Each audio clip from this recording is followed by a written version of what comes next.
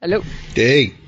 Hey. Sorry, I had to figure out where this weird clicking was coming from on my end, and it was because Dee was playing Amplitude. So it was just the controller or whatever clicking? It was the controller. Oh, yep. Mm-hmm. Yep, that checks out. Do what I want, Lex. I didn't say you couldn't. She does what she wants.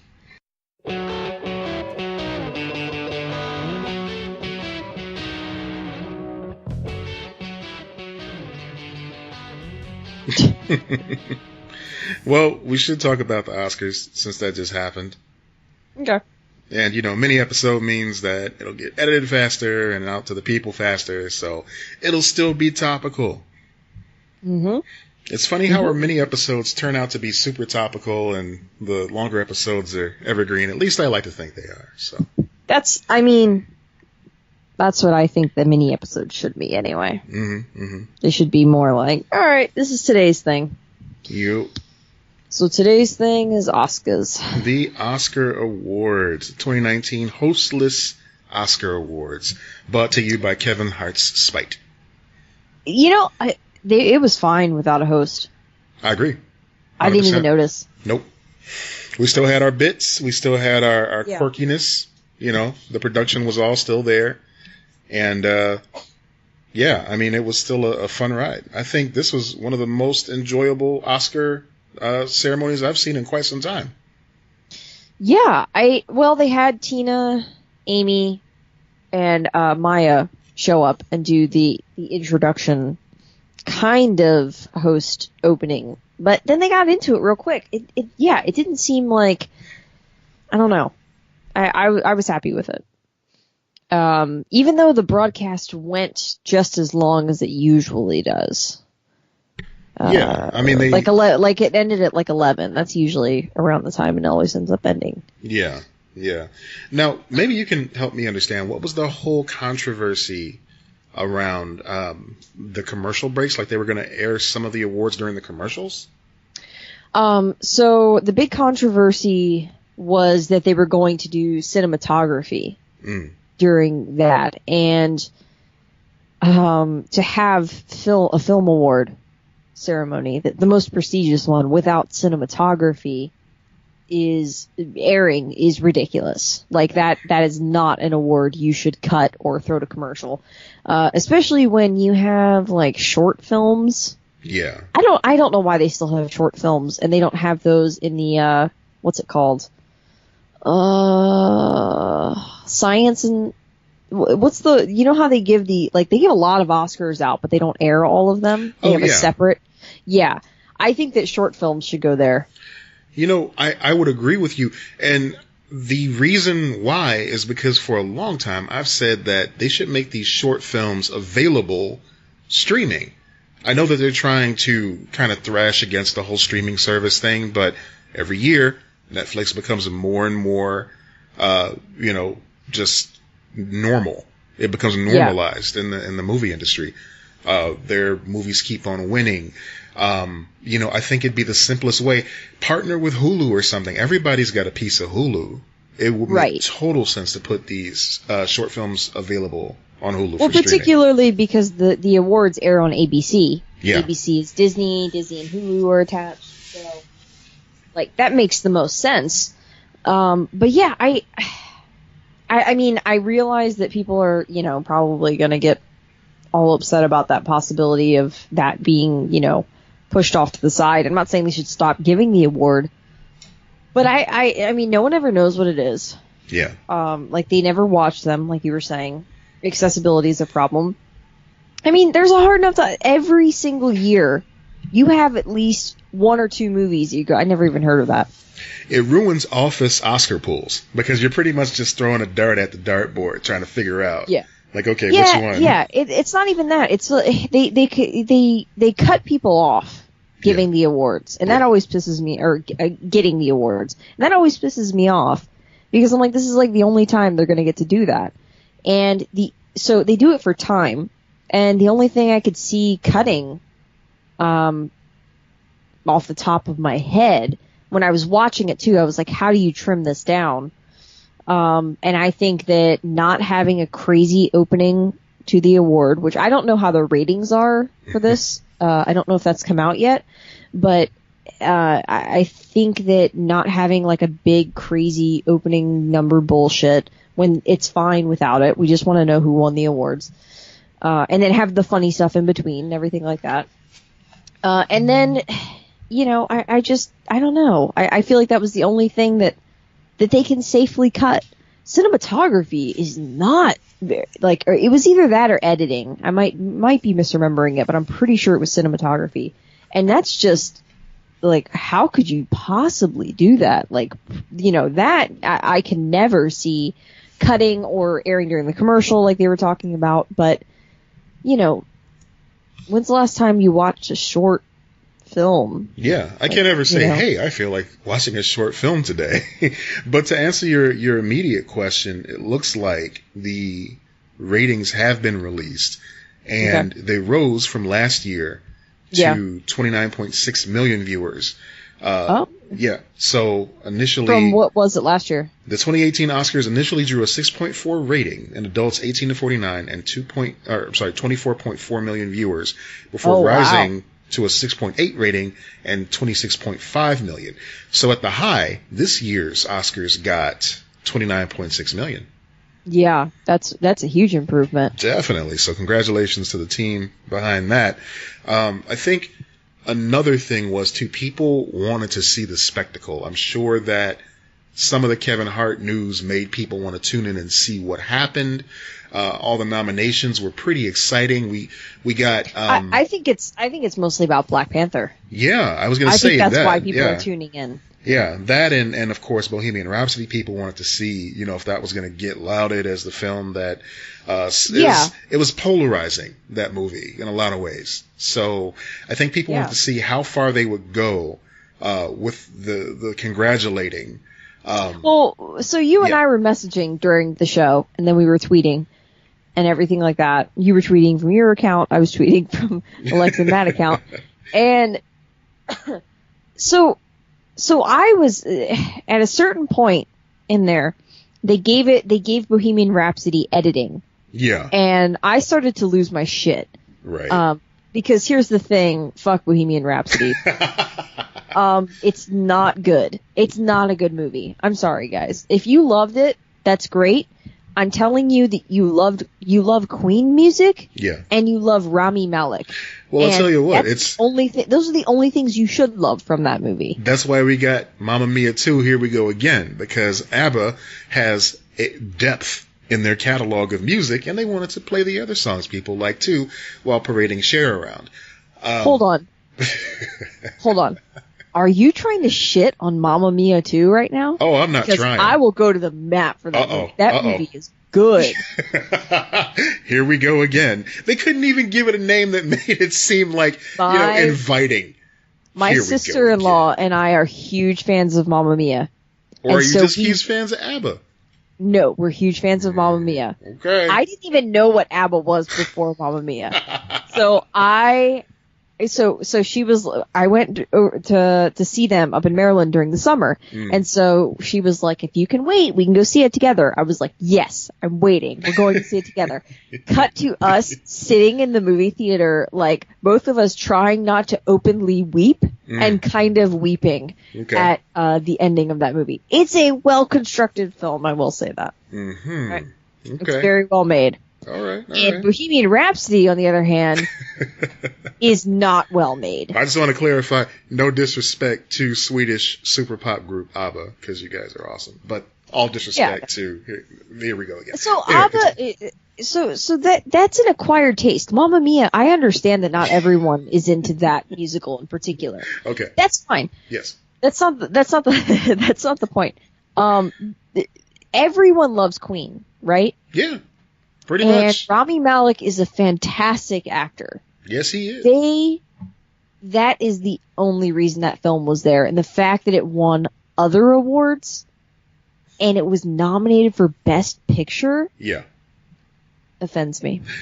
At least they didn't nominate, what's-his-face molester as, Best Director. Bryan Singer. Yeah, that guy. Who is a abuser. Yeah. 100%. And he directed that movie. And they're acting like that's not a thing. He almost directed that whole movie, but he kept on no-showing, which at any other job would get you fired. But apparently, if you're Bryan Singer, you get to come back and direct another Marvel movie anytime you want. So he only missed like the very end of it. And the big thing, like the giant, let's recreate Live Aid because why? But whatever. Okay, whatever. Look, there's so many factual inaccuracies about that movie. There's so much shit that Queen did to like the surviving members of Queen. I mean, did to make, in my opinion, make themselves look better and make Freddie Mercury look like the villain. Yeah. Things like, Queen never broke up. They break up in that movie because he goes solo. The other members of Queen went solo before Freddie Mercury went solo, and they never broke up. Just shit like that just drives me nuts. But anyway, that's not the point. The point is, I was messaging you, and I was starting to lose my shit, and I was like, they're gonna give this Best Picture, right? Like that's what's gonna happen. They're gonna give Bohemian Rhapsody Best Picture, aren't they? And that was just all of a sudden my gut was saying it. And then little did I know, little old, white guy gets to teach a black man how to eat fried chicken movie comes in, Green Book, and just steals the show inexplicably. You talk about cultural appropriation, you talk about depicting people of color in a certain light. Who more do you trust than the guy that directed Something About Mary and Dumb and Dumber 2? Yeah. Yeah. That's who I trust. Mm-hmm. So I have a question about this. Do you think that now, and I realize we can say different things, in the past and everything like that, or possibly in the future, but do you think right now a white person could make a movie about a black experience? Now, this is something, interestingly enough, this was the video that launched 1,000 memes a couple of months ago when there was that roundtable discussion that had Mahershala Ali, Chadwick Boseman, Viggo Mortensen, and others. And basically, Viggo was passionately making a speech about, I think, anybody can make a movie about the black experience, that sort of thing.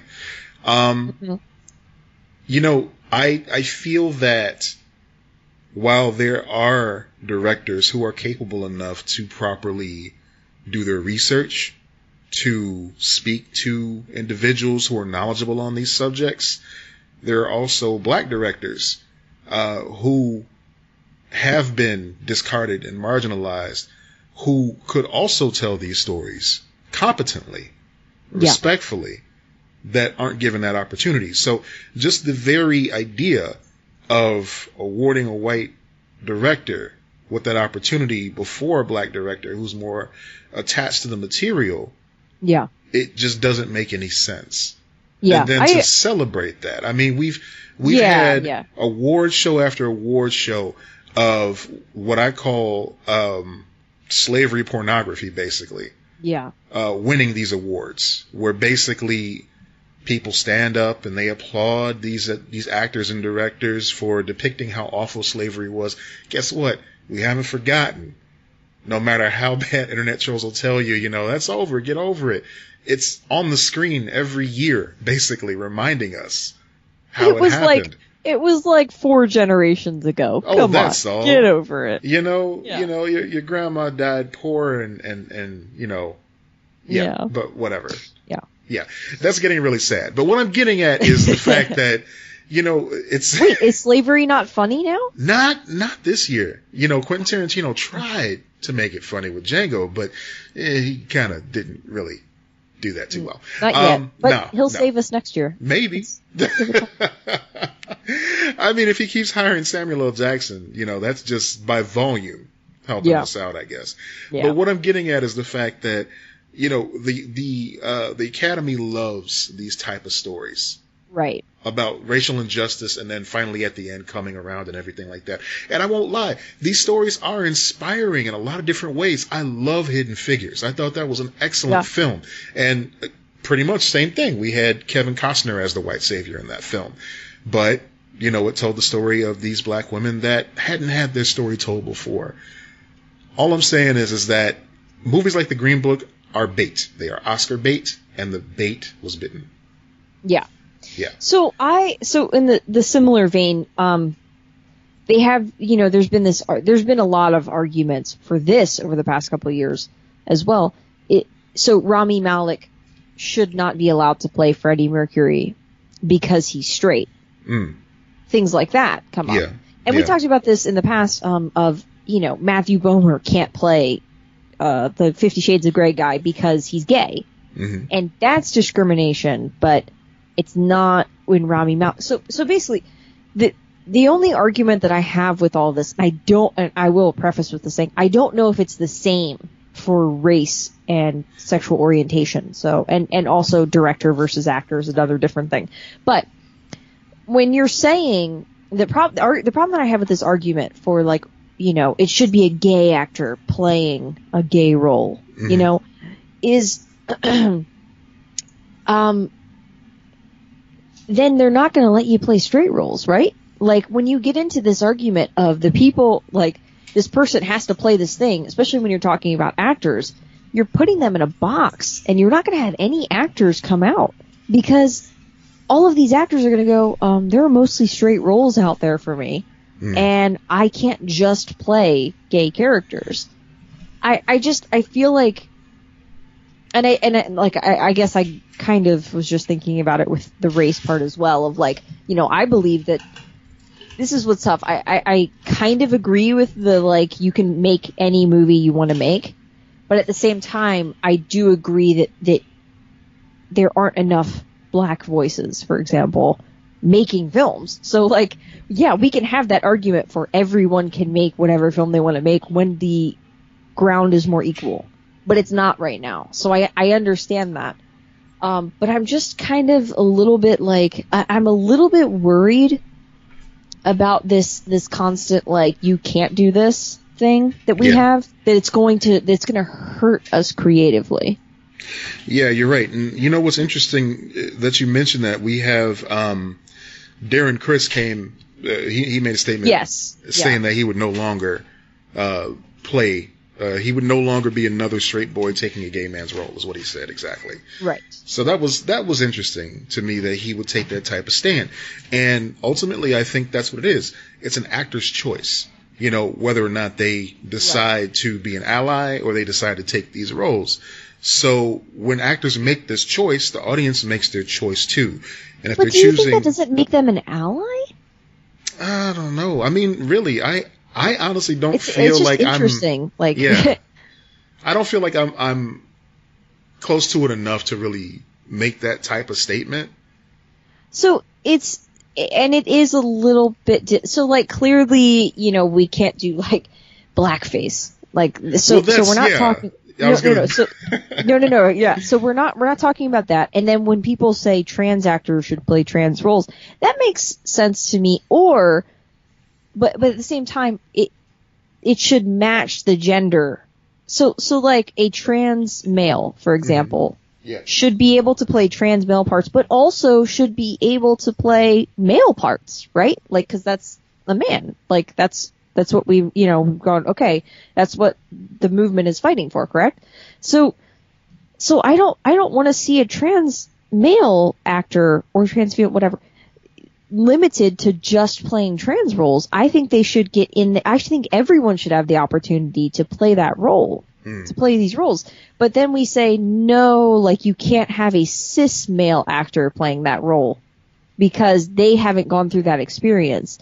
And that just, it's just kind of confusing to me. Yeah. And if anyone, like, has a way of explaining it or has an article or something that can kind of, and I think it's, so the trans part is a little bit more complicated because you're talking about gender, and then race is the same way. But when we're talking about sexuality, like, that's not visible in the same way, like in the exterior, how it manifests itself. Right. So you can be a straight actor playing a gay role. You can be a gay actor playing a straight role because you're you're lying about who you're in love with on screen. Like, you're not actually in love with that person. Unless you're Lady Gaga and Bradley Cooper, who are totally fucking in real life. Totally hooking up. There's no doubt in my mind. They are definitely... They even went to the same tanning salon. Anything I just said. I just wanted to lead into that.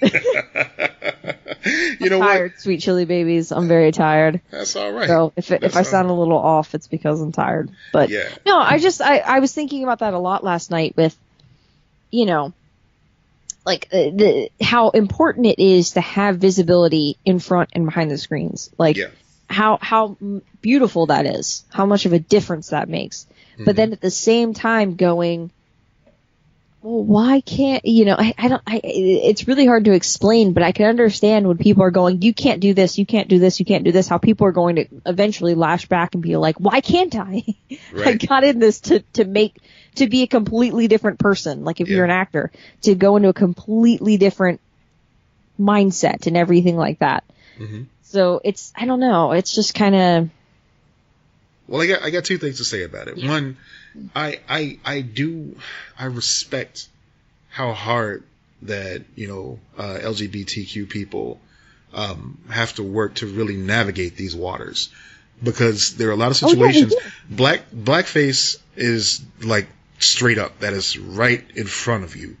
Whitewashing. All that stuff, that's right in front of you. And I realize they're not the same. I'm not comparing them like that's apples. What I'm getting to. It's like, you know, when you're LGBTQ, you have the burden, basically, of deciding whether or not you want to make that known to casting directors, to agents, to managers, that sort of thing.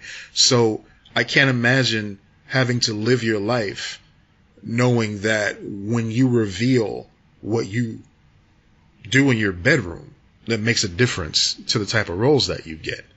Yeah. Like that's what that irks me so severely. The second thing I'm going to say, it's interesting to me that, oh shit, I forgot the second thing I was going to say. I'm tired too. Shit. Guys, Mom and Dad are so tired. Oh, you kids need to go to bed. God damn, please don't sleep. I got on my tear and it just vanished. You know what? When I go back and edit this, I'm going to tweet out what I was going to say as a second thing. Follow us on Twitter and Instagram. I mean, I'm sure I lost my thought 20 times as I was speaking my gibberish before. Oh man, this is why we make checklists. Right, and this is why I never like remember what the fuck we talked about. Like, people will go, this is what you said. I'm like, okay, cool. Yeah, cool. Well, we were talking about Bradley Cooper and Lady Gaga and how they're totally hooking up. I thought, they're fucking. You know, I thought he was there with his mom and his wife. Apparently that's just his girlfriend, his baby mama or something like that, you were telling me. I wouldn't bring my mom to sit front row while I bang Lady Gaga on stage. That's uncomfortable. There's something I don't understand how his girlfriend, wife, well, I don't know if he's married or what their deal is. I know he's got like a kid with the woman he's with. Yeah. I don't understand how it's not breaking up their marriage or whatever they have going on. It's weird, man. Like I've never seen that kind of electricity and it not end in a Brangelina type incident. And Gaga was engaged to someone and just broke it off like a couple days ago. Right. So, guys, the drama. I'm here for the drums. Like, this is, I don't know. I mean, I was watching that going, I'm like, oh shit, when's Bradley Cooper gonna split with his girl and go with Gaga? Yeah. And then I go, am I projecting something really bad on them because they're just really good actors or whatever? I don't know. It's weird. There's something weird there. Yeah, I don't know. I'm hoping that everybody's fully aware of what's going on. Because if not, that's gonna be bad in the long run. It's just, it's not gonna be good for anybody in the long run. I mean, it was great, like watching, like they have insane chemistry. Oh yeah. And it's really, but it reminds me of the Brad Pitt and Angelina Jolie thing, where everyone was like, "Oh my god, they have such great chemistry with this movie," and then you go, "Oh no, like they do have great chemistry." Yeah, a little too great. Yeah, a little too exactly. Great. So yeah, I don't know what's gonna come of that. I guess we're gonna see. But whoever, I saw a tweet that mentioned this as well. Somebody was like, "Hey, whoever told Lady Gaga it was a good idea to get that celebratory tan for her Oscar nomination, I need to talk to you for a minute. Can you just sit down? I need to talk to you, please." Look, everyone gets breakup bangs or breakup spray tan, or they make some sort of mistake. That's just what we have to deal with. I mean, I thought maybe it was another one of those bold costume choices, like the meat suit and the Muppet dress. Yeah, or babies, something. listen to me. Especially girls, don't get bangs. It's a mistake. It's a mistake. You're going to regret it. I'm just telling you now. It's not going to work. You think it's not. Hey, Lex. Yeah. Is that rain? What? That's a deep cut. I'm sorry. Zooey Deschanel, her Siri commercial, where she's staring out the window through her bangs. She can pull off bangs. Actually, she looks wrong without bangs. Man. She's the one. Yeah. There you go. I have a lot of thoughts about, I was going to say Zoe Saldana. I have a lot of thoughts about Zooey Deschanel, but yeah. We'll do that. Those bangs are critical. I'll say that. Those bangs are critical. So, yeah, don't get bangs. So let's talk a little bit about the good stuff that happened during the Oscars. So we mentioned Lady Gaga's daring costume choices going to the Oscars. I thought she had a chance of winning Best Actress. I was thinking the favorite, I can't remember her name. Her speech was hilarious, though. I haven't seen that movie yet. You're talking about I'm sorry, hold on a second. You're talking about the woman who won for Best Actress? Yeah. You're talking about Olivia Colman. Yeah, which is unfair because I wanted to be the first actress to win a statue for banging Emma Stone, so I don't really understand. Anyway. I mean, you can still do both, just separately, you know? Yeah. I believe I don't think so, buddy. Got to get this peanut butter and chocolate together. Come on. Uh-oh. Yeah. So, yeah, I thought she was a contender, but like it was a really crazy close race this year because I also thought Glenn Close would win. Yeah. I truly didn't know. I usually know. This year, I hadn't seen a lot of the movies, so I was kind of like, I don't know. What is Roma? I don't know. There's a lot of subtitles. I mean, the director's good. I was rooting for Spike Lee. He didn't win. Yeah. Another, Now, do you normally see the majority of the movies before the Oscars air? It depends on the year. Okay. Some years I'm better than others. So there's the argument of there's always the one you've never heard of is the same goes for me too. Mm-hmm. Like there's always the one you haven't heard of. Past couple years I've been bad at it. But I've been better at keeping track of who's winning what awards, who's getting the buzz, who's, who did well at this festival, who did well that one. Like what,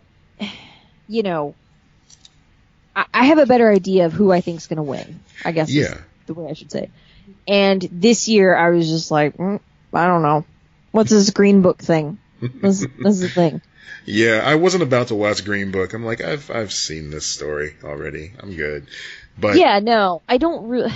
I mean, I'm sure I'll end up seeing it. Someone in my family is going to want to see it, and I'll be around because I have no life, and I'll just be like, ugh, okay, I'm going to sit here and knit and watch this crap. I really wanted to see Black Klansman. You told me you enjoyed that. Oh, I loved it. Loved it. That and A Quiet Place were two of my favorites of last year. I thought A Quiet Place should have been nominated for more awards, by the way. I thought that was a genius film. Black Klansman. Oh my God. That was a masterpiece. Yeah. I still recommend seeing that. Bohemian Rhapsody like I said, I would only watch it for Rami Malek. Mm-hmm. There's a lot of problems with that movie. Just from the technical standpoint, from a storytelling standpoint, from accuracy, there are a lot of issues, but Rami Malek deserved the award that he got. Haven't seen Vice. There's certain beats that the musician biopics have to hit every single time. They've got to show their starting at the bottom. They got to show the rise to fame. They got to show the early workings of their classic hit. Usually in bed with their lover. What's up? Yeah, Walk Hard called out all of those tropes. All of those tropes, yes. And Rolling Stone did a whole article on how Walk Hard just killed those movies for like a decade. But then they came back because you haven't seen it, and then they came back with this, and it's the exact. If you watch Walk Hard and Bohemian Rhapsody back to back, it's the same fucking movie. Pretty much. It pretty much is. Like, they just did all of the tropes. They were like, it's been a decade, everyone forgot. And guess what? Everyone did forget. Everyone did, because people are in love with this movie.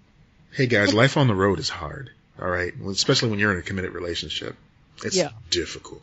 Yeah. You can't do it. You can't. Don't want no part of this shit. I'm trying to remember I haven't seen Roma. That's the I can't remember his name. Children of Men, that director. Yeah. He won Best Director, and it was nominated for Best Picture, and it was also nominated for Best Foreign Film. Yeah, right? How about that? That didn't make sense to me, but whatever. Alfonso Cuarón. Yeah. Alfonso Cuarón. Yeah. Yeah. An incredibly talented director. I was rooting for Everybody Black. Because Alfonso's won 3 other times. Yeah. Shout out to Issa Rae, by the way. Yeah. Yes. No, that's not my quote. So he's won so many times. A black director has never won. Right. And everybody thought it was Spike's year, especially because he won for the script. You see his face. He thought it was his year too.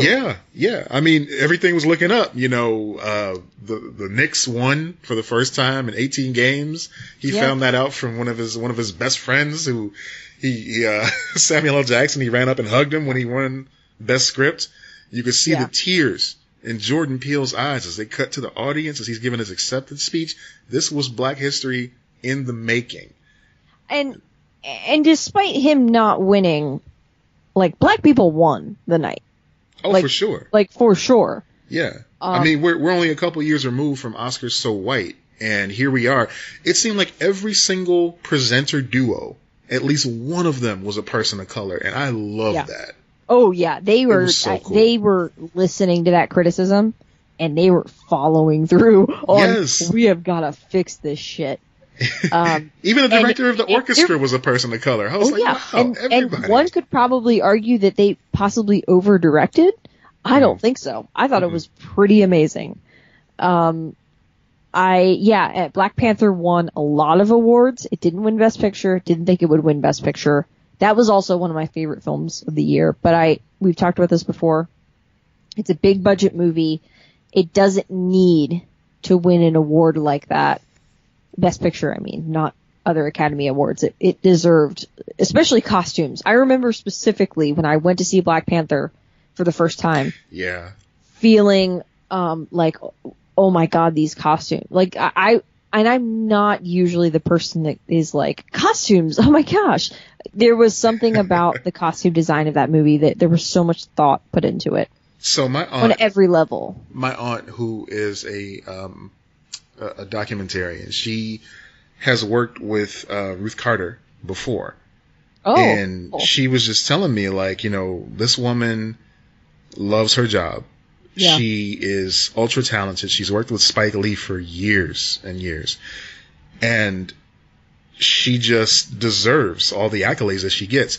When I got the art book for Black Panther, I'm just, going through the pages, seeing all the different designs and reading all the liner notes of her talking about just how much respect they wanted to pay to this culture, both fiction and nonfiction, how they wanted to make the costumes exciting, and just to see all the different iterations of design that were pitched and gone through. Yeah. And it's just magnificent to see what ended up on the screen, because it looks just like her vision, and it is glorious, and she deserved that award wholeheartedly. Oh, 100%. Yeah. That was... I mean, I loved seeing Black Panther. I actually was starting to think, oh man, it could win Best Picture. Like, it could happen. And then the part of my brain was going, no, they're not going to let that happen. Like, and now in retrospect, Bohemian Rhapsody has the same thing. They're not going to let this win because it was so financially, like, commercially successful. Yes. And usually they're like, no, we're not going to do that. Like, whatever. That's not the point. It's proof that, like we were talking about earlier, that diversity is so important on every level, because it makes a great film, and it makes for a very successful film. I mean, Disney has a bunch of Oscars right now because they let them do what they wanted. Yeah. When they made Black Panther. Yeah. And they have a shit ton of money because they let them do what they wanted with Black Panther. What's more, they have that support system too. So everybody who was up there, okay, this isn't on the script, but just gotta stop for a second and talk about how amazingly just excited Jason Momoa was to be presenting that award. He seems like a giant teddy bear. Man, like a nice dude. I want to be his friend. You know how cool Jason Momoa is? Him and Lenny Kravitz. So just a little backstory for those that don't know. Jason Momoa is married to Lisa Bonet of The Cosby Show in a Different World. They are a beautiful couple, okay? But formerly, Lisa Bonet was married to the other thirst trap, Lenny Kravitz. Now, they have a beautiful daughter together, so they're tied together for life, basically. The reason I bring all this up, Jason Momoa is such a cool dude that he and Lenny Kravitz have matching rings to show their brotherhood. Mm-hmm. That's how cool they are. This is not a made-up thing. Look it up. Trust me. No. Oh, I know. I've seen it. It's legit. Yeah. They have a great relationship. You can't even be mad at him for being a new guy that hooked up with your wife, because that's how down Jason Momoa is. He's good-hearted. And I fully believe the entire reason that Aquaman did as well as it did is because of his enthusiasm. Oh, I agree. That's the guy you want leading your film. Yeah. I mean, on the Dwayne The Rock Johnsonian scale, he is like a 10.5. Agreed. Yes. Okay, I'm sorry. Back to our regularly scheduled program. So, I don't know what the fuck we were talking about. I was talking about how cool and supportive the Marvel guys are to each other. Okay, cool. Yeah. So Chris Evans was up there with J-Lo, and they were presenting the award for, I believe it was production design. When J-Lo read that Black Panther had won for production design, you could see Chris Evans do a little fist pump, like, yeah, my Chris boys. Evans is the sweetest dude, like right up there next to Jason. Like he's a sweetheart, man. Everyone loves him, and yeah, he is amazing. I love that dude. Yeah. I mean, even at the beginning of the show, you saw how he helped Regina King when she was going up to accept her award for supporting actress. Yeah, he's done that in the past too. He did it with Betty White. Like he's just when he puts his arm out to help, whatever. Like he does that all the time. Yeah, that's a thing that he's just he just, like there's no other way. But he was just raised right. Like they're And look, don't get me wrong, if your parents were shit, like, you can learn this stuff, you can learn it on your own, but a lot of the times it's good people that are telling you to be good, and you just do it, and then you hope that other people follow suit. So, exactly. He wasn't doing it for points or anything like that, but you could see, like, somebody on Twitter broke it down too. You can look at what he did. He offered his arm. He didn't reach out and put his arm around her or try to, like, grab her or anything that. No. Yeah. He helped her up the stairs, but he didn't walk all the way up with her himself because he didn't want to take away from that moment. He kept his face turned from the camera because he wanted the focus to be on her. See, just step by step, dude had it down. Right. He was ready. And all that stuff is good. The thing that is vital, in my opinion, is, and I noticed it as well, is he didn't touch her. Yes. He basically held his arm out so she could grab onto him if she needed it. Exactly. And that's the difference between, being a dick and being really cool. Like, right. A really courteous, and by the way, this goes across the board with gender. It goes either way, it's not as if men are expected to do, like, I hold doors open for people. I literally do the Chris Evans thing for my grandmother all the time, like, because she just, like, has stability issues sometimes. So I'm like, okay, I'm just, like, I put my arm out like that. Yeah. It doesn't matter. Like, it's just about being a good person to another person. Typically, though, women at these award shows, because they're wearing heels and dressed like these, crazy intricate dresses, they have more of an issue falling or, just potential for falling. So it is a good thing that guys do to help them out. Definitely. And there were some very elaborate dresses this season that I saw on screen. I mean, everybody was looking gorgeous from top to bottom. All the actors and actresses came out to represent. Who decided to put Rachel Weisz in what can only be described as a fruit roll-up rendition of Britney Spears' Hit Me Baby One More Time video outfit, right? I think that was the one where she was in the orange on the planet. Was it Hit Me Baby One More Time? I don't know. Either way, I was concerned. Right. It looks like somebody might have taken the top of a skin-tight latex outfit and just cut it and just said, okay, wear a dress under this. Bam, you're good to go. Yeah. Have fun. I was concerned. Not and she was nominated too. She was nominated. Like, every year there's one of those dresses that you're like, who did this to you? Never let them work again. Like, my favorite person of the night wasn't even at the show. She went to the Vanity Fair party, which Vanity Fair every year invites a bunch of, like, people who don't necessarily go to the Oscars, but, like, it's, these higher up people. And they view the Oscar, like, on a screen, big screen, and they have, dinner and everything like that. It's a really big party. Cool. And, Selma Blair went. And, oh my God. So first of all, jealous of her hair. Her hair was flipping amazing. Gorgeous outfit. Just stunning. And to top it all off, she has a cane. She has multiple sclerosis, and she was just diagnosed a couple months back. And she is being very open about this diagnosis. Whatever. So she's being very open about it. This was kind of a big coming out thing for her. Her cane is, like, elaborate and, like, beautiful. And she just, instantly became, like, a hero for young women and men who are disabled, who go, I can be, glamorous and this, amazing I can still live my life. Yeah. And that was really beautiful. MS is one of those terrible diseases. Have you ever known anyone that has it? No, not personally, no. So my mother has it. And it's so she's fortunate. Like, there are levels of it. And she was always fortunate to not be as severe with it. I have a very deep fear of it because it is a genetic disease. But basically, it's kind of like Alzheimer's, stuff like that. From what I've read about it, I try not to read too much because then you go, oh my God, I have that. Like, if you're anything like me who's so neurotic, you go, oh my God, I have that.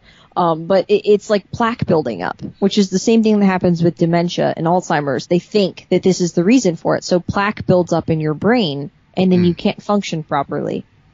Oh, and they think that if they can treat that, like if they can create something that unblocks that blockage, like that gets rid of that plaque, the same way that we do for like heart medications and everything like that, that we could not only treat it, but reverse it. And so, like, I just love that she's bringing awareness to it. I think that she's going to end up being like Michael J. Fox was for Parkinson's. Yeah. Where it's just like, oh, a lot of people didn't know about this. Another person who's pretty vocal about it, I believe it's Amy Schumer. Her father has it. And he's very bad. Like, he, has it very bad. There are different levels of it. Lots of people can function and stuff like that. But, like, my mom had to give herself shots and all that.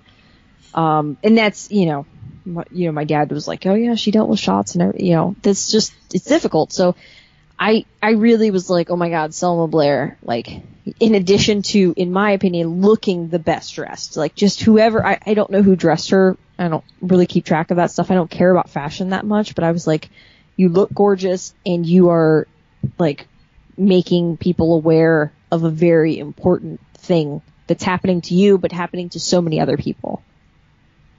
Yeah, much respect to her. Yeah, I watched an interview with her, and she said her prognosis, future, like, is looking good. So that's good. Wishing her well, for sure. Definitely. I recently just saw all the different things that she was saying around the time that they were announcing the new Hellboy movie, which is, of course, much lower of importance than this. I've never seen the originals. Is that bad? It's not bad. It's just, maybe you should. I think they're good. I mean, shit, I like Ben Affleck in Daredevil. Clearly I enjoy eating my garbage for supper. I think there's a lot to enjoy about the first couple of Hellboy movies. Like, I recently rewatched the first one while I was getting some dental work done, and it kind of distracted me a little bit, so that's good, Yeah. Yeah. But what I was going to say is, like, I'm not laughing at you watching Hellboy. I'm laughing at you having to get dental work done. Yeah. Yeah. No, I was like, her and Ron Perlman just consoling each other about missing out on the next Hellboy movie and reminiscing about all the good times they had together and how, they felt like they were, the perfect on-screen couple and everything. Just not disrespecting the new one, but just lamenting the fact that their run as these characters was, just verified as being over, Mm-hmm. So, oh, that's so great. I love Ron Perlman too. So yeah. I should watch those because I didn't know she was in them. Oh yeah, she was. So that's my Brendan Fraser. In Brendan Fraser we trust, and then in Selma Blair we trust. Like, it's the male, female. Like, we have to have one on each side. Yes. And those would be my two because I love her in everything she's in. Yeah. Yeah. She's a national treasure, as I like to say. It's for sure. So definitely wishing her the best. Mm-hmm. Who was did you have anything that stood out for, like, dressed, or do you not care about that stuff? I can't really follow that up at all now. At this point, that's all over. I mean, Selma Blair, there you go. I was like, won. am I going to talk about personal stuff with this? Because I've said I won't discuss stuff. And I'm like, oh, fuck it, that's okay.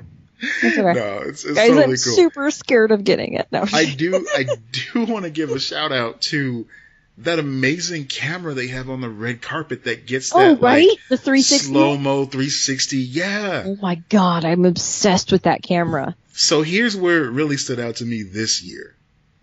Angela Bassett. Ooh. Oh my gosh. She is just, like, timeless. Oh, she's agreed.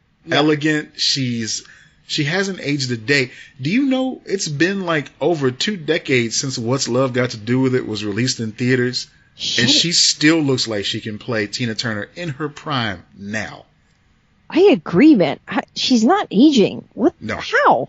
No. I mean, she's mature, but she don't look old. You know what I mean? Her and Julia Roberts. Julia Roberts looked really good too. Yeah. I mean, Both shout of out to them were Julia like- Roberts, but Angela Bassett. No. Yeah, I get it. I think it's what I think it is too. I was looking at her dress in the article you sent me, and it's the pink dress thing triggered because they were both wearing like pink, and that color is not easy to pull off. And damn, and she did look good. She really did. She really did. She doesn't have a bad angle. Because that camera, the reason why I even went to her was because that really truly displays the just amazing power of that camera, because it was going in slow motion. It was getting her from every angle, and every angle she was just giving so much just like vibe the whole time. I was just digging it. It was great. Yeah, agreed. Emma Stone looked like a waffle. like I love tasty Serena's. waffle? Like, Yeah. A waffle. Yeah. Okay. Lego. Serena, I liked the red. Oh, that was cool. Red and black, that was good looking. Yeah. Beyond that, I'm trying to think, like, I'm looking at these and oh god, there's Rachel Weisz again. Oh, that's so bad. Yeah. Oh, it's bad, guys. Yeah. Velvet was really in for the guys. Oh yeah, you're right. A lot Evans, of them have that. Momoa, this Momoa with that Stephen scrunchie. James. yeah, Stephen James here, in this best dressed, he's wearing all velvet as opposed to just the jacket. Yeah. There was a lot of velvet. I'm not opposed to it. I like that men are wearing different suits. Like, they are not just wearing plain black tux. I understand that, like, it's the woman shining and everything like that, but, like, come on, let guys just wear the crazy, suits. Take risks. It's cool. Everybody deserves the opportunity to look pretty once in a while. Yes, agreed. Well, I remember a couple years ago when these guys started wearing like blue suits, and that was a thing. Yeah. Where it was like, oh, that suit is navy. Like, it wasn't navy. It wasn't like just because navy could kind of be considered, but it was like, a little bit on that like edge of royal to navy, where you're just like, oh, what are you doing? And then it was just like, oh, floodgates open. We're gonna wear crazy suits now. Yep. I dig it too. Oh, special shout out to Jennifer Lopez. That disco ball gown that she had on, that was fascinating. Yeah, a tribute to Gaga, I'm assuming. Is that what it was? No. I don't know, man. All I know is it was so cool. She had that whole mosaic look going on. I mean, she gets a lot of guff recent years for the type of dresses she was choosing, but you know what? She takes chances. Why? What happened? I don't know. Is she a woman who's over 30 wearing an outfit? Even better, she's a woman wearing clothes in public, and people must make comments negatively. Oh, she asked for it, so. Yeah. But I mean, much love to everybody who came out and tried something different. I mean, that's the crux of it all. The Met Gala is big on that, being unique, but it shouldn't be limited to just the Met Gala. I feel like these looks that they're giving are indicative of what they're feeling, or just, different designers that they like, or statements they're trying to make, and I'm here for it. It's all good. Yeah. I like when they take risks. And sometimes it works, sometimes it doesn't. I agree with the J-Lo thing. It did work. Yes. She's one of those people, dude, like Angela Bassett, though, like, she looks good in everything. That's why I'm genuinely confused that there are people criticizing her look. No, they got Dorian Gray, like, paintings in their attics. Exactly. That's just it. They put those in the Oscar prize bags. That's what it is, like a little miniature Dorian Gray. Take this home when you come back next year. The last thing about not the red carpet, but just like the show in general, one of the things that I enjoyed seeing was Brie Larson and Sam Jackson just kind of like joking around with each other. They were adorable. They were adorable. They were cute. Right, I'm excited for that movie. Same.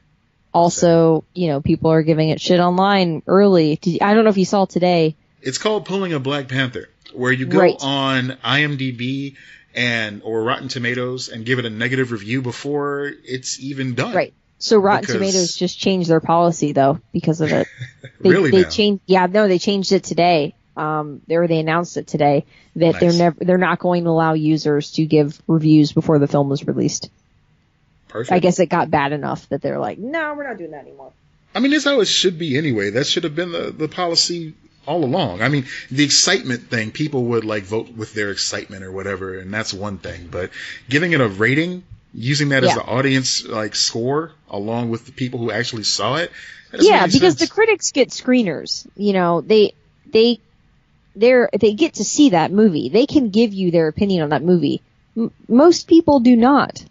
So, like the average person, I mean. So why do they have access to it? It doesn't make any sense to me. to writing and reviewing it. Yeah. Yeah.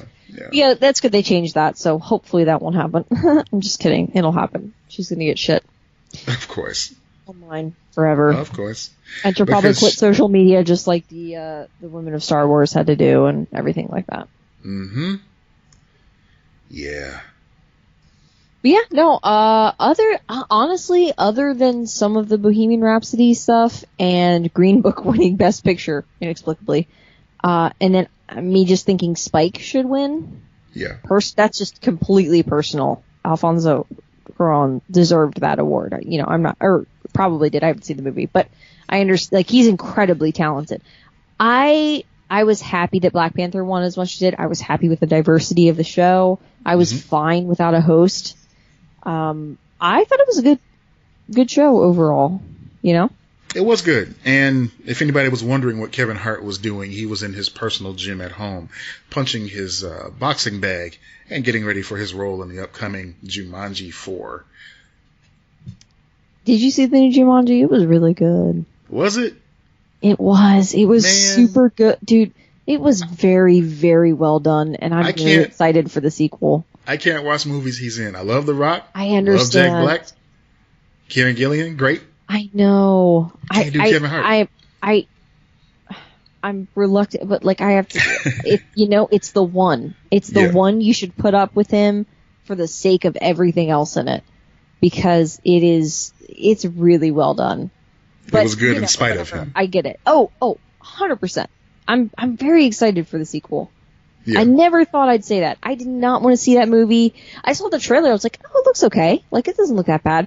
And everyone I've talked to as well were all like, no, I did not want to see it. And then they ended up renting the movie or whatever. And they're like, oh, wow, that was actually really good. So it's just, it's surprisingly good. But, if it's on cable, maybe I'll check it out. So that's what home. you should do. Like, when they throw it up on Netflix or something, like that's when you should watch it, you know?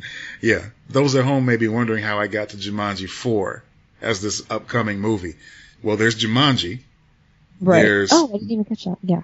There's Zathura, because that counts totally. Why does that count? Because it's the same vein. It's the same creators. It's the same vein, except this one happened in space. It doesn't exist in the same universe. Yeah, we don't know. Oh, you're pulling it. Pulling a Marvel. Strings? I don't know what it's called. What's the Anyway. called? Grasping at straws. That's it.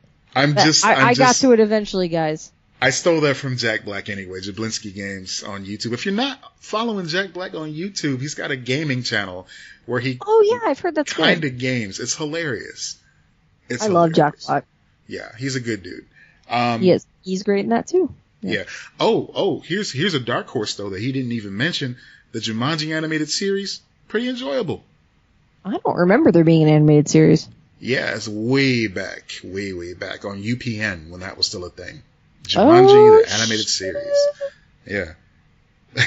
Kids, gather around. Back in the day, the CW was once two networks. Twas. It was the WB and UPN. And they aired very different programming. Very different. They merged. And then we got The Flash. One had racist programming, one had a racist mascot. Wait, what was the racist programming?